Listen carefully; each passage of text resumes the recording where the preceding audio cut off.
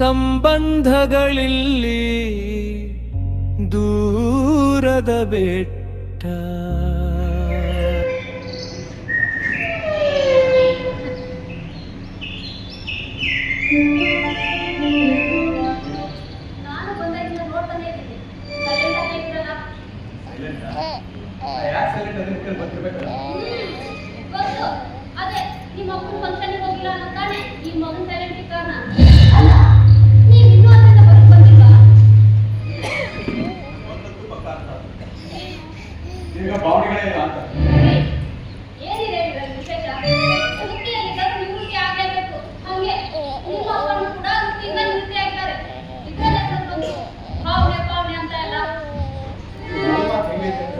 ನಾವು ಸಾಹಿತ್ಯ ಬಂದ್ಬಿಟ್ಟು ಯಾಕೆ ಬಂದ್ಬೇಕು ಅಂತ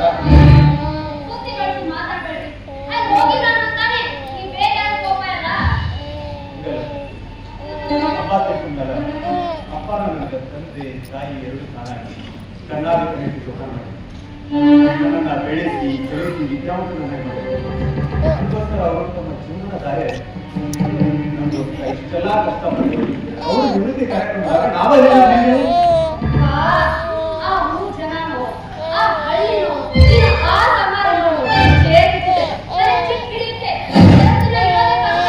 ಅರ್ಥಕೋಬೇಕು. ಎರಡು ದಿನ ಇರೋದು ಏನ್ ತಪ್ಪು? ಹೊಲ ಮನೆ ಆಸ್ತಿ ನಿಜ ಅಲ್ಲ.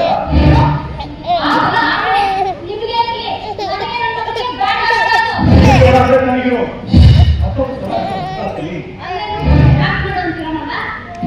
ನಿಮ್ ಜೊತೆ ಮಾತಾಡ್ತಿದ್ದಿಲ್ಲ, ನನಗೆ ಗೊತ್ತಿಲ್ಲ. ನೀವು ಹೋಗೋಣ, ಕೆಲಸ ಆಗ್ತದೆ.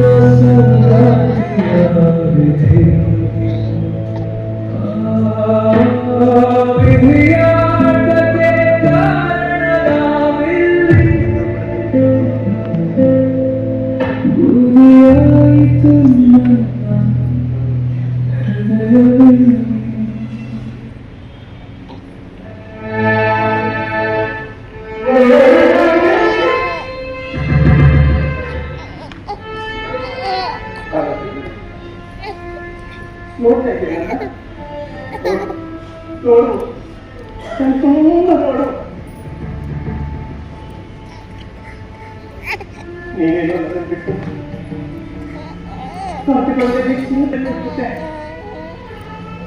ಆದ್ರೆ ನೀನಿಲ್ಲದೆ ನನಗೆ ಒಂಟಿಯಾಗಿಬಿಟ್ಟೆ ಪಾರ್ವತಿ. ಒಂಟಿಯಾಗ್ಬಿಟ್ಟೆ. ನೀನಿಲ್ಲದ ಜೀವನ ನಿತ್ಯ ನನಗೆ ನಡೆದು ಹೋಗಿದೆ ಪಾರ್ವತಿ.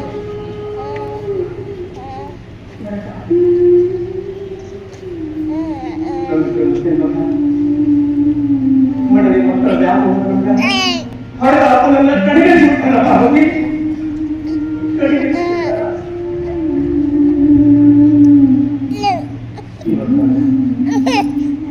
ನನ್ನ ಕೇಳಿದ ವಿದ್ಯಾರ್ಥಿ ಶಿಷ್ಯರು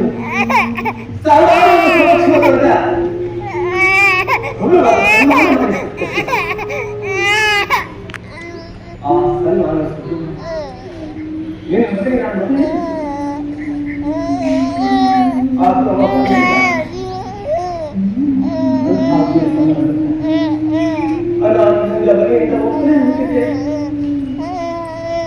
ನಾನು ಜೀವನ ಕೇಳ ಸಿಕ್ಕ ಸಿಕ್ಕ ಕರ್ಕೊಂಡು ಹೋಗ್ತಂದೆ. ಎಲ್ಲ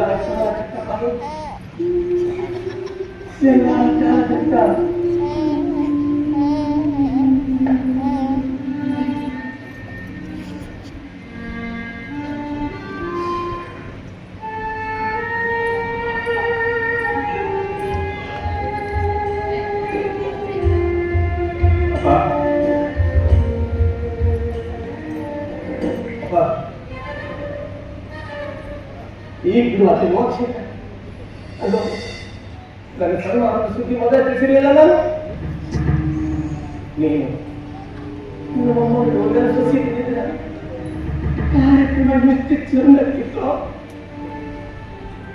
ನನಗೆ ಸಂತೋಷ ಆಗ್ತಿತ್ತು. ಕೂಡಿ ಬಂದೆಗೆಲ್ಲರೂ ನಿನ್ನಲ್ಲೇ ಕೇಳಪ್ಪ. ನಿಮ್ಮ ಮಗ ಅಭಿಷೇಕ ಕಾಣೋದ ಅವ ಎಲ್ಲಿದಾರ?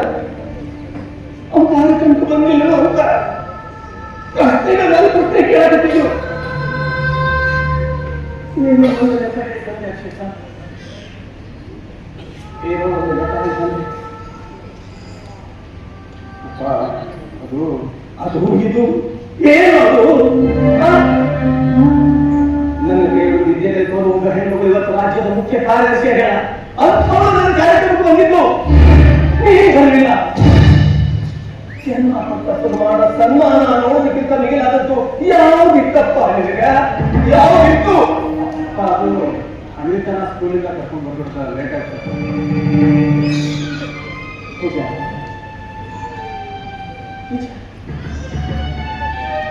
ನಿನ್ನ ಮೇಲೆ ನೀನು ಕಾಸು ನೋಡ್ಬೇಕಾದಷ್ಟು ನಿನ್ನ ಕರ್ಮ.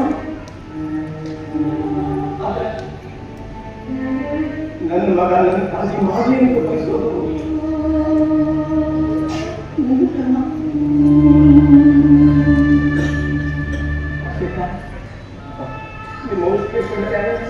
ನಿಮ್ಮ ಸರ್ವಸ್ವ ಅಂತ ತೊಡಗಿದೆ ನಾನು.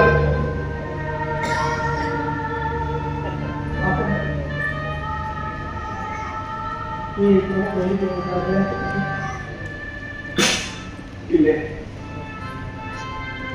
ನನ್ನ ಯಾರು ಇಲ್ಲ ಅಂತ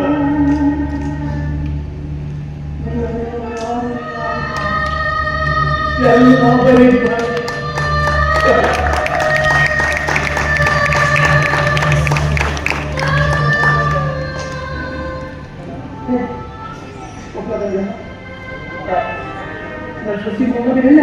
ಬಂದಾರಪ್ಪ, ಈಗ ಬಾಜು ಮನೆಯವ್ರ ಜೊತೆ ಮಾತಾಡ್ತಾರೆ.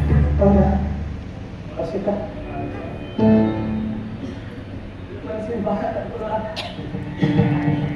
ಸಿಕ್ಕಿದೆ ತುಡುಕಿ ಎರಡು ಮಾತಾಡ್ಬಿಟ್ಟು ಆದ್ರೂ ಒಬ್ಬರಿಗೆ ಎಲ್ಲರೂ ಮಾತಾಡೋದ್ರಿಂದ ಸಹಿಸ್ಬಿಟ್ಟದ. ಥ್ಯಾಂಕ್ಸ್ ಕಣ.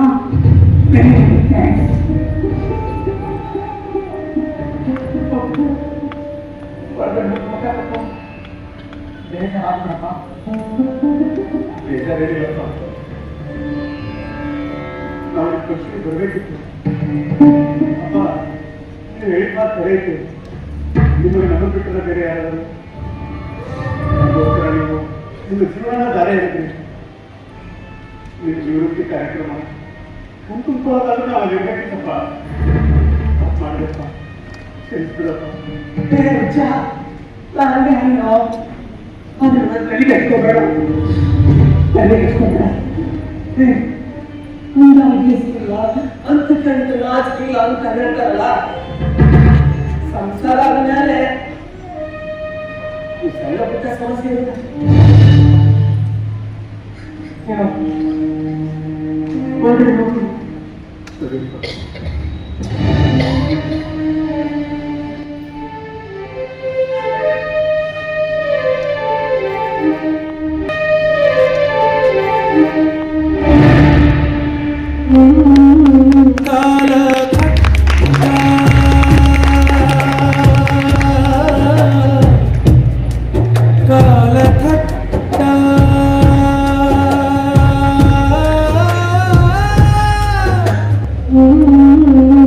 ಸಂಬಂಧಗಳಲ್ಲಿ ದೂರದ ಬೆಟ್ಟ, ಹುಟ್ಟುವ ಸೂರ್ಯ ಮುಳುಗುವ ಚಂದ್ರ.